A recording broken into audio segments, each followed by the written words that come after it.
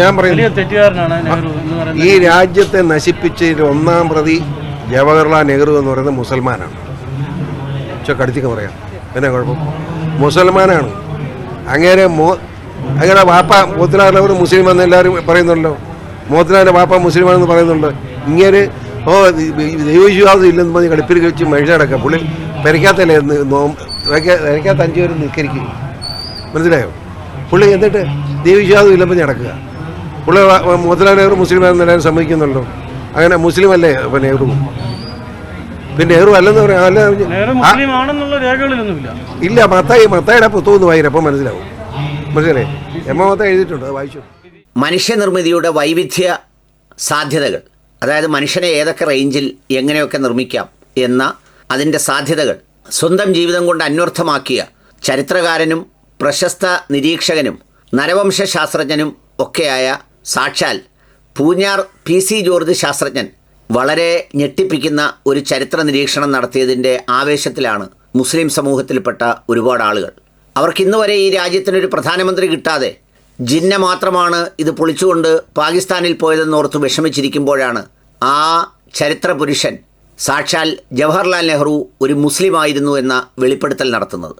ആ വെളിപ്പെടുത്തലോടുകൂടി എല്ലാ പള്ളികളിലും പ്രത്യേകമായ പ്രാർത്ഥനകളും ബാക്കിയുള്ള ചടങ്ങുകളും ഒക്കെ ആരംഭിച്ചു. കാരണം മുസ്ലിം സമുദായത്തിന് സ്വന്തമായി ഒരു പ്രധാനമന്ത്രി ഉണ്ടായിരുന്നെന്നും ആദ്യത്തെ പ്രധാനമന്ത്രി ഒരു മുസ്ലിം ആയിരുന്നു എന്നും അഭിമാനിക്കാവുന്ന തരത്തിലുള്ള ആ നിരീക്ഷണമാണ് ഈ പ്രശസ്ത ചരിത്രകാരൻ പുറത്തുവിട്ടത്.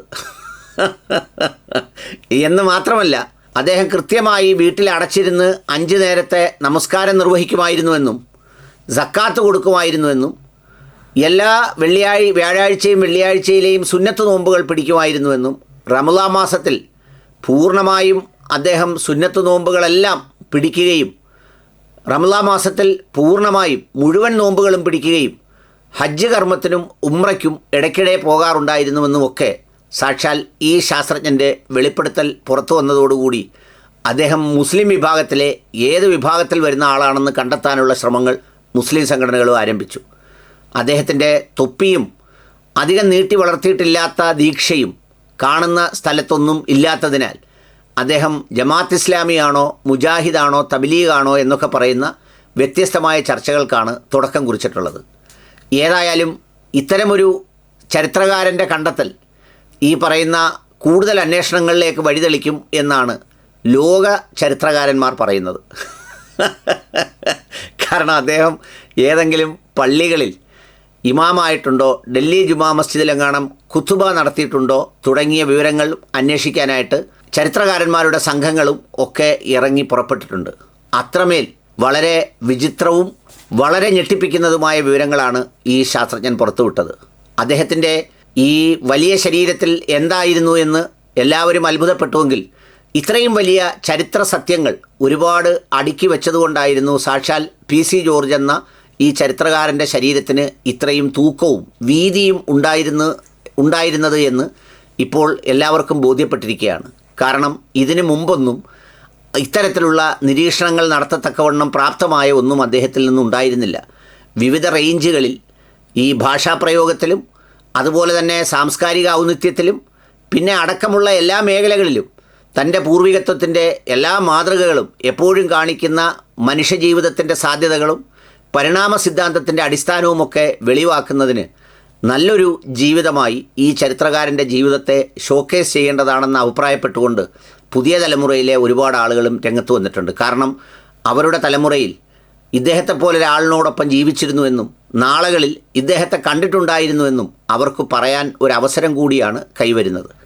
ഏതായാലും നന്നായി, അങ്ങനെ ഒരു അഭിമാനകരമായ ചരിത്ര നിർവൃതി അല്ലെങ്കിൽ ഒരു ട്വിസ്റ്റ് കേരളത്തിൻ്റെ സാമൂഹ്യ പ്രതലത്തിനും ചിന്തകൾക്കും രാജ്യത്ത് തന്നെ പിടിച്ചു കുലുക്കിയ ഒരു സംഗതിക്കും നൽകിയിട്ടുള്ളത്.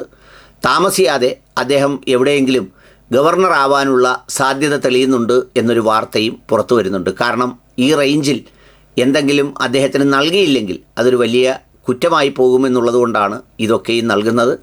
അങ്ങനെ ആദ്യത്തെ പ്രധാനമന്ത്രിയെ മുസ്ലിമാക്കിയതിൽ അദ്ദേഹം കാണിച്ച ധൈര്യത്തെ അഭിനന്ദിക്കേണ്ടതാണ്. പ്രത്യേകിച്ച് ഒരുപാട് വർഗീയതയും വിഭാഗീയതയും ഒക്കെ കത്തി നിൽക്കുന്നൊരു വേളയിലാണ് നെഹ്റുവിനെ അദ്ദേഹം ഇങ്ങനെ ഒക്കെ ആക്കി തീർത്തത്. പിന്നെ മറ്റു വിവരങ്ങൾ ഇപ്പോൾ ആരിഫ് ഹുസൈൻ്റെ നേതൃത്വത്തിൽ അദ്ദേഹം സുന്നത്ത് കല്യാണം നടത്തിയിട്ടുണ്ടായിരുന്നത് അടക്കമുള്ള വിഷയങ്ങൾ പരിശോധിക്കുന്നതിനുള്ള ഒരു ശ്രമവും തുടങ്ങിയിട്ടുള്ളതായി അറിയുന്നു. അങ്ങനെ പൊതുവിലൊരു സന്തോഷകരമായ സ്ഥിതിവിശേഷം രാജ്യത്താകമാനം ഇതിലൂടെ ഉണ്ടായിട്ടുണ്ട്. പിന്നെ നെഹ്റുവിൻ്റെ കബറിടത്തിലേക്ക് ഇനി സിയാറത്തുകളും ബാക്കിയുള്ള കാര്യങ്ങളുമൊക്കെ തുടങ്ങുന്നതിന് അത്തരം ചില തൽപരകക്ഷികളായ ആളുകളും അതിൻ്റെ പുതിയ ആ സിയാറത്ത് പാക്കേജൊക്കെ തയ്യാറാക്കുന്ന തിരക്കിലാണെന്നും വാർത്തയുണ്ട്.